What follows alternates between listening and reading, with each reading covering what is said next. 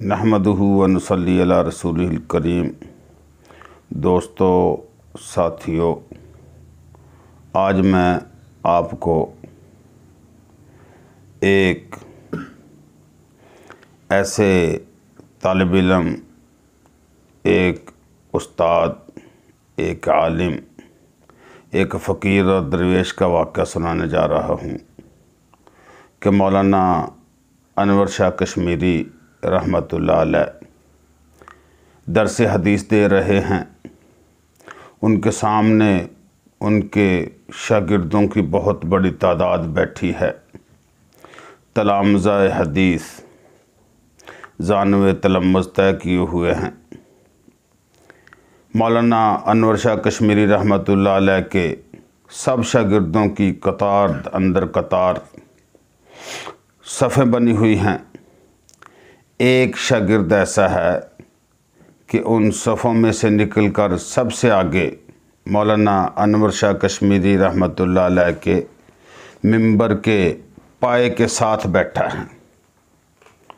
उसकी हालत यह है कि उसके कपड़े फटे पुराने हैं और गर्दो गुबार से अटे हुए हैं। चेहरा जिस्म पसीने से शराबूर, जिस्म से पसीने की बदबू आ रही है। गर्दो गुबार चेहरे से अयां है। मौलाना जब दरस हदीस दे रहे थे तो उनका एक मेहमान आया हुआ था, वो भी करीब बैठा था। उसने देखा कि मौलाना का मुंह दूसरी तरफ है तो वो इनसे मुखातब हुआ। कहने लगा, अल्लाह के बंदे, तुझे शर्म नहीं आती?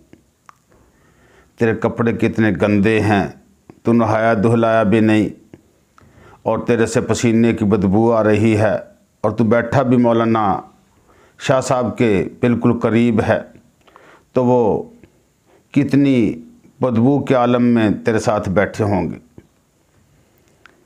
बज़ाहिर मौलाना बेखबर, लेकिन मौलाना ने सुन लिया। खैर, मौलाना ने अपना दर्स मुकम्मल किया। जब दर्स मुकम्मल करके जाने लगे तो वो मेहमान भी मौलाना से मुसाफ़ा करने लगा कि अच्छा हज़रत, मुझे इजाज़त। तो हज़रत ने उससे मुसाफ़ा करने से इनकार कर दिया। हज़रत, क्या बात हुई, मुझसे नाराज़ हो? फरमाया, हाँ नाराज़ हूँ। क्या बात है? फरमाया, तुझे नहीं मालूम? नहीं जी। फरमाया, तूने मेरे एक गरीब शागिर्द तालिब इल्म का दिल तोड़ा है। तूने उसके ऊपर तनज़ किया, अटैक किया। जब तक तू उससे मुआफ़ी नहीं मांग लेता, उसको राज़ी नहीं कर लेता, उसकी दिलजोई नहीं कर लेता, उस वक़्त तक मेरी नाराज़गी बरकरार रहेगी भाई। खैर, उसने उससे अपना मामला सेट किया, सुलह सफ़ाई की, तो पोजीशन उसकी बहाल हो गई। वक़्त गुज़रा।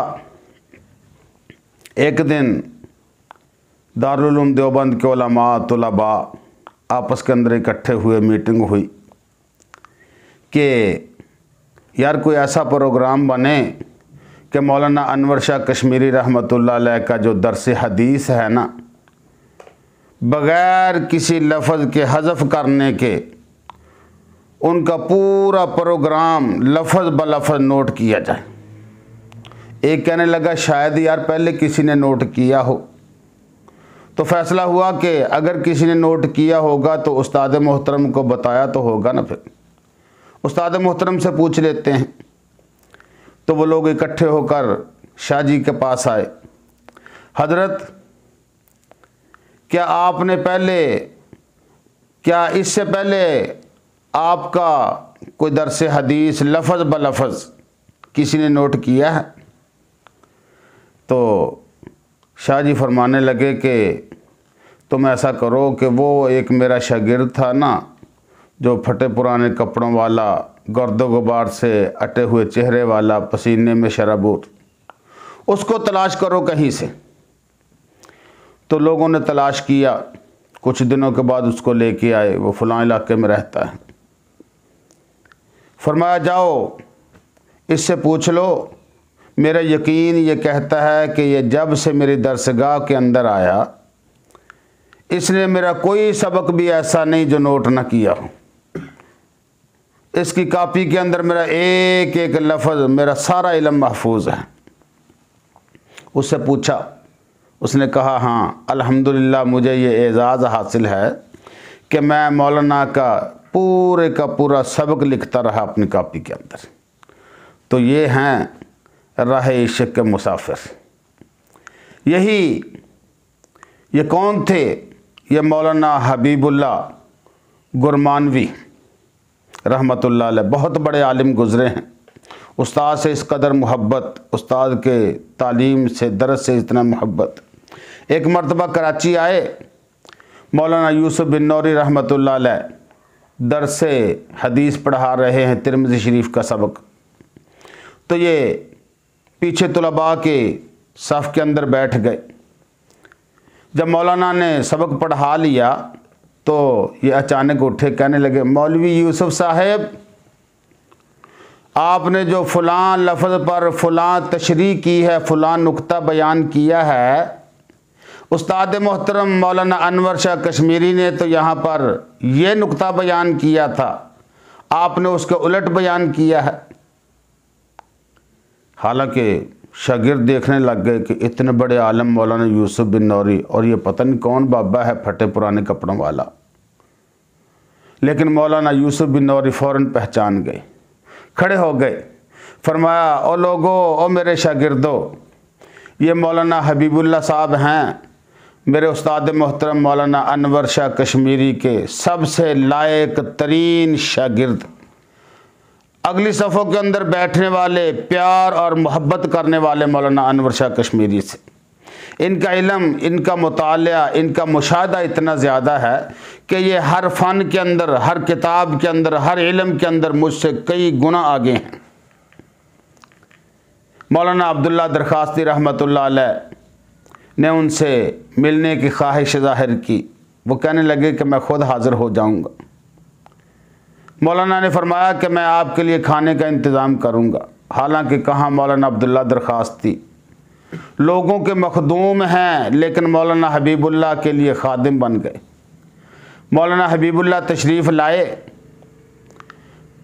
जब खाना तैयार हुआ, इस कदर दरवेश इंसान के हज़रत दरखास्ती से कहने लगे कि हज़रत, मेरी फ़कीरनी के लिए भी कुछ इंतज़ाम करें। मौलाना ने फरमाया अपने बेटों से, मुतीउर रहमान, फ़िदाउर रहमान दरखास्ती से, जाओ इंतज़ाम करो। वो जाकर गली कूचों में, मुख्तलिफ़ घरों में ढूंढते रहे कि मौलाना की अहलिया आई होंगी। शायद फ़लाँ घर में रुक गई, फ़लाँ घर में। तो कहीं से पता न चला, आकर पूछने लगे, हज़रत फ़कीरनी तो नहीं मिली। मौलाना फरमाने लगे कि मेरी फ़कीरनी भाई वही मेरी गदी, वो खोती जिसके ऊपर मैं बैठ कर सफ़र करके आया हूँ। तो अंदाज़ा करें, कहने लगे कि मेरा मतलब यह था कि उसके लिए दाने दुनके का, को पट्ठे वगैरह का इंतज़ाम कर दें।